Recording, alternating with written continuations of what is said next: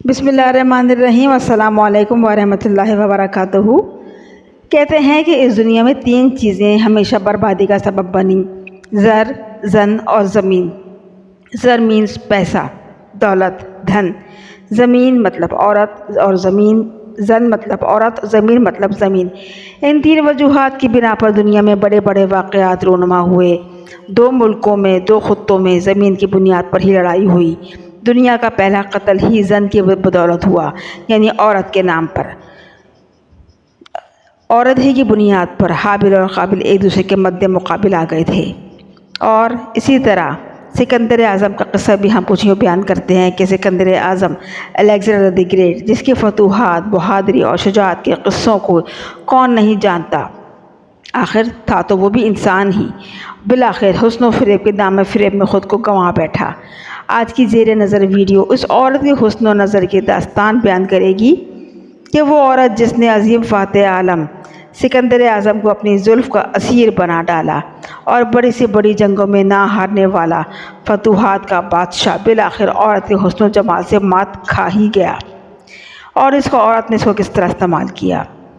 برسین نامی یہ حسینہ کب کیسے سکندر اعظم کی زندگی میں آئی اور اس کی شراکت داری میں سکندر اعظم نے کون کون سے مارکے انجام دیے، ان سب میں تفصیل میں جانے سے پہلے حسب روایت آپ سے ویڈیو کو لائک، سبسکرائب، شیئر کرنے کی تہہ دل سے گزارش ہے۔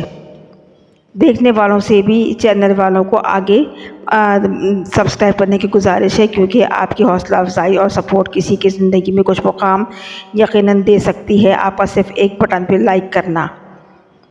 ہماری محنت کا سلسلہ سپورٹ کے ساتھ ساتھ ضرور دیا کیجیے تاکہ ہم آگے بڑھ سکیں، اور آپ کا ایک سپورٹ، آپ کا ایک لائک، آپ کا ایک سبسکرائب نہ جانے کس کی زندگی میں کتنا بڑا مقام بنا دے۔ شکریہ، جزاک اللہ۔ آئیے تاریخ کے کچھ طائرانہ زندگی پہ اس کے نگاہ ڈالتے ہیں۔ یہ کہانی ہے ایک ایسی خوبرو حسینہ کی کہ جس کی زندگی میں 3 مرد آئے۔ وہ تینوں ہی میدان جنگ کے ہیرو اور فاتح تھے، لیکن وہ مرد مجاہد اس حسینہ کے حسن و جمال کے آگے نہ ٹھہر سکے۔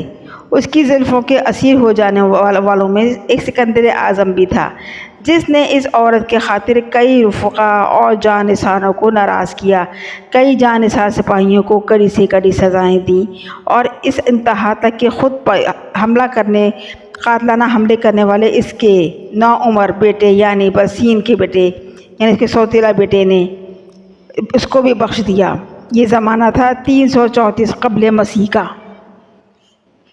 جون کا آغاز تھا۔ ملک فارس میں بڑھنے والی گرمی نے سب کو ہلا کے رکھ دیا تھا، اور اس شدید ترین گرمی کا سب کا برا حال تھا۔ لیکن اس سے بھی بڑی آگ کے گولے جو آگے پہنچ چکے تھے، لوگ اس سے پریشان تھے، کیونکہ اس علاقے کے لوگ اس آفت زدہ گرمی سے زیادہ اس طوفان سے خوف زدہ تھے جو 20 روز سے ایشیا کو جنگ کے ساحلوں پر ٹکرا چکا تھا۔ اس طوفان کا نام تھا سکندر اعظم۔ یونان کی چھوٹی سی ریاست مقدونیہ کا چھوٹا سا نوجوان جو 40,000 کی فوج کو طوفان لے کر دنیا فتح کرنے کے ارادے سے نکلا تھا، جبکہ دوسری جانب فارسی ہائی کمانڈ کی ایک نشست نے اسے روکنے کے لیے تدابیر پر غور و فکر کا سلسلہ شروع کر دیا۔ فارس میں اعلیٰ عہدیداران کے درمیان ایک یونانی جرنیل مینن بھی شامل تھا، جس کی تجویز یہ تھی کہ سکندر اعظم کا مقابلہ کھلے میدان میں کرنے کے بجائے اس پر شب خون مارا جائے، اور ساتھ ہی اس کی اپنی فوجیں مقدونیہ کے ساحل پر اتار دی جائیں۔ لیکن اکثریت اس رائے پر راضی نہ تھی۔ بالآخر طے یہ پایا کہ سکندر اعظم کا مقابلہ دریائے گرینی کو اس کے مقام پر ہی کیا جائے۔ مینن اپنے وقت کے جنگجوؤں میں ایک بہت بڑا جنگجو مسیحی سپاہی تھا، جو کہ بعد میں جرنیل کے عہدے پر فائز ہو گیا۔ یہاں تک کہ سکندر اعظم کی محفلوں میں بھی اس جرنیل کے چرچے بڑے ہوتے تھے، اس کی شجاعت اور بہادری کے۔ سکندر اعظم اس کی اعلیٰ صلاحیتوں سے بخوبی واقف تھا، اور اسے لے کر مستقبل کے اندیشوں میں گھرا اور پریشان بھی رہتا تھا۔ یونانی نسل ہونے کے باوجود شہنشاہ ایران کے ماتحت کام کرتا تھا، اس لیے اکثر یونانی اسے کرائے کا سپاہی قرار دیتے تھے، اور جرنیل ایران کی حسین ترین عورت برسین کا شوہر بھی مینن ہی تھا۔ مینن اور برسین کی شادی بھی کچھ اس طرح ہوئی کہ جب 348 قبل مسیح میں برسین کے باپ جو بادشاہ زرقیس کا گورنر تھا، اس نے کرائے کے یونانی سپاہی کے بلبوتے شہنشاہ سے بغاوت کر دی۔ ان یونانیوں کا سپہ سالار مینیٹر نامی ایک شخص تھا۔ تعلقات کی مضبوطی کی بنیاد پر اس نے اپنے نہایت کم سن برسین بیٹی کی شادی مینیٹر سے کر دی، لیکن اس جنگ میں الٹا بازوز اور مینیٹر کے سپاہیوں کو شکست ہوئی اور برسین سمیت یہ تمام خاندان جلا وطن کر دیا گیا۔ کچھ ہی عرصے بعد شہنشاہ نے اس خاندان سے اچھے تعلقات استوار کر لیے اور اس خاندان کے اس سے اچھے تعلقات سنور گئے، اور پھر واپس انہی تعلقات کی بنیاد پر وہ فارس لوٹ آئے۔ جب مینیٹر کی موت واقع ہوئی تو برسین کی شادی مینیٹر کے چھوٹے بھائی مینن سے کر دی گئی۔ مینن نے شہنشاہوں کے لیے ایسے فوجی کارنامے انجام دیے تھے کہ اس کا شمار فارس کے بڑے بڑے جرنیلوں میں ہونے لگا تھا، لیکن زیلیا نامی شہر کے عالیشان محل میں وہ رہتا تھا۔ اس کے 2 بیٹے تھے برسین سے، اور اس کی بیوی برسین تمام فارس میں سب سے زیادہ حسین ترین اور خوبصورت ترین عورت تصور کی جاتی تھی۔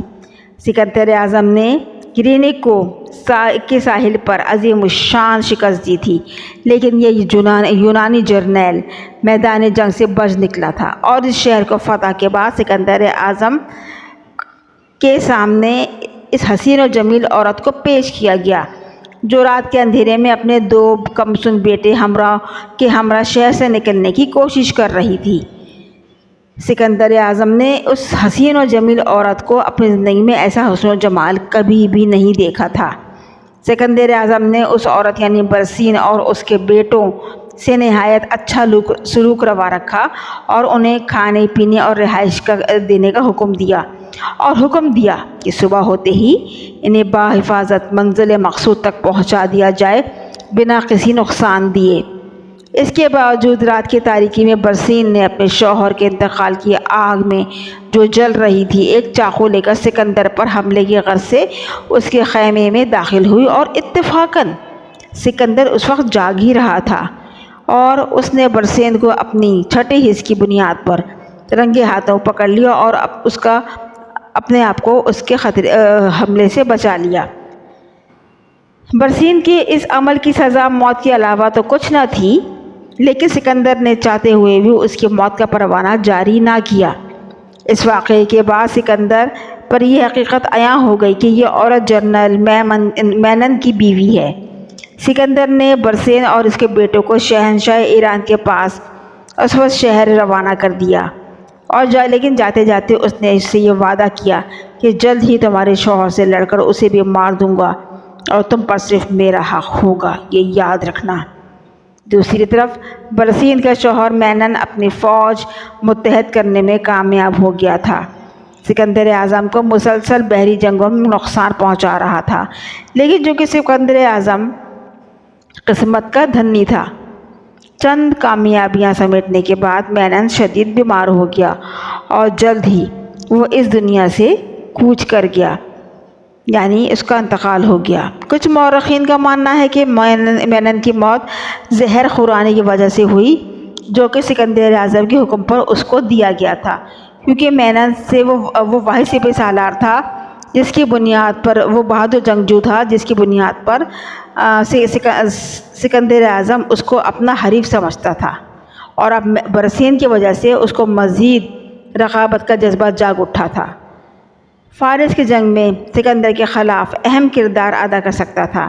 مینن کی موت کے بعد بالآخر ایران کے شہنشاہ دارپوش نے فوج کی قیادت سنبھالی، اور جلد ہی 5 نومبر 333 قبل مسیح میں شہنشاہ ایران اور سکندر اعظم میں پہلا تاریخی معرکہ انجام پایا، جس میں سکندر اعظم نے فارسیوں کو عظیم الشان اور عبرتناک شکست سے نوازا۔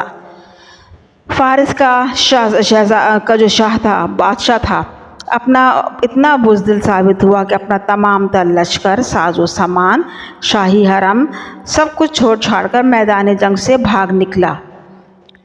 جنگ میں فتح کے بعد سکندر اعظم نے جب شہنشاہ ایران کے حرم میں داخل ہوا تو بادشاہ دارپوش اپنے بیٹھے اپنے پیچھے اپنی قوم اور اپنے ملکہ اساتیرس سمیت 350 خادمین چھوڑ گیا تھا۔ ملکہ اساتیرس سمیت تمام خواتین سکندر اعظم کا ادب بجا لانے کھڑی ہوئیں، لیکن سکندر اعظم تو ان کو حسن دیکھ کر دنگ رہ گیا، لیکن اس کے باوجود اس کی نگاہیں برسین کو ڈھونڈ رہی تھیں۔ اتنے بڑے حرم اور لاتعداد حسین چہروں کے بیچ میں برسین کو نہ پا کر بالآخر وہ مایوس لوٹ گیا، اور لیکن اس کا ایک جرنیل جو تھا وہ دمشق کے مہم پر روانہ ہوا تھا۔ اس نے سکندر اعظم کو خبر پہنچائی کہ اس نے ایک انتہائی خوبصورت عورت کو 2 بچوں کے ہمراہ گرفتار کیا ہے۔ سکندر نے فوراً اس عورت کو بلوانے کا حکم صادر کیا۔ اب برسین مکمل طور پر ان کے اختیار میں تھی، اور اس کے باوجود سکندر نے اس پر جبر و زبردستی نہیں کی اور اکثر سکندر کے قافلے کے ہمراہ رہتی، اور سکندر اعظم نے اس کو اپنے ساتھ رکھ لیا۔ کہتے ہیں کہ کچھ مورخین کہتے ہیں کہ اس نے اس کو اپنی بیوی بنا لیا تھا، لیکن کچھ لوگ کہتے ہیں کہ وہ اس کے ساتھ اس کی ایک مسٹریس کی طرح بن کر رہی۔ واللہ اعلم بالصواب۔ رفتہ رفتہ سکندر کے عشق میں گرفتار ہونے لگی، اور دنیا کی وہ پہلی عورت تھی جسے سکندر اعظم کو عشق لازوال میں مبتلا کر دیا۔ سکندر اپنا زیادہ تر وقت اس کے ساتھ بسر کرتا، یہاں تک کہ فوج اور دیگر اموری مملکت کے احکامات کو برسین کے مشورے پر ہی صادر کرتا۔ اور ایک مرتبہ سکندر اعظم اور برسین جب خلوت کے لمحات پہ تھے تو اس روز برسین کے اور مینن کا بڑا بیٹا جو بمشکل 15 سال کا ہوگا، سکندر اعظم پر ایک خنجر کے ساتھ حملہ آور ہوا، کیونکہ اس کے دل میں بھی اپنے باپ کی موت کی آگ جل رہی تھی۔ سکندر اپنی چابک دستی سے خود کو اس نے اپنے حملے سے بچا ڈالا اور فوراً اس کو قبضے میں کر لیا۔ ہونا تو یہ چاہیے تھا کہ سکندر کے محافظ فوراً اسے پھانسی تک لے جاتے، لیکن برسین کے آنسوؤں نے سکندر اعظم کے دل کو موم کر دیا۔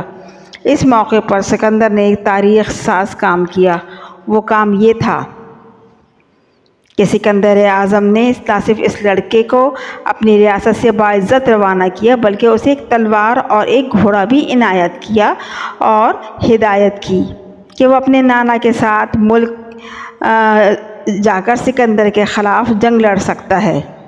کچھ عرصے کے بعد ایرانی شہنشاہ ایک بار پھر سکندر سے مقابلے کے لیے تیار ہو گیا، یعنی برسین کا باپ اور اس کا بیٹا اس کی اس فوج میں شامل تھے۔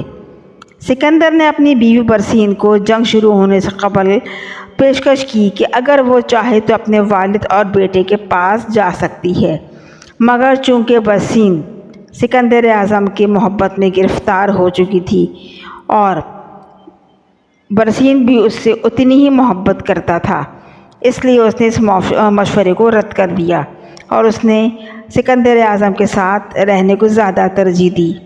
جنگ شروع ہوئی اور فارس کے لقب کے مطابق ان کے جو دستے تھے انہوں نے ان خیموں پر حملہ کر دیا جہاں شہنشاہ ایران کا شاہی قافلہ موجود تھا۔ اس حملے کا مقصد شاہ ایران کی عورتوں کی رہائی تھی۔ اس حملے کے دوران برسین بھی ماری گئی۔ سکندر اعظم جب جنگ جیت تو چکا تھا، لیکن برسین کا باپ آلٹا اور باسوس بھی جنگ کے قیدیوں میں شامل تھے۔